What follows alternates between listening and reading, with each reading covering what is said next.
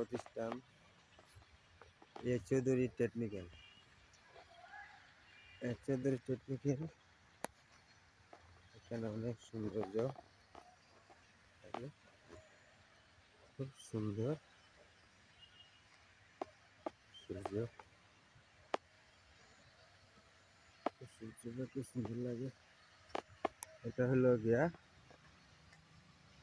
জাপানি স্কুল। আবার আসলাম চৌধুরী টেকনিক্যাল। এখানে ড্রাইভিং শেখানো হয়,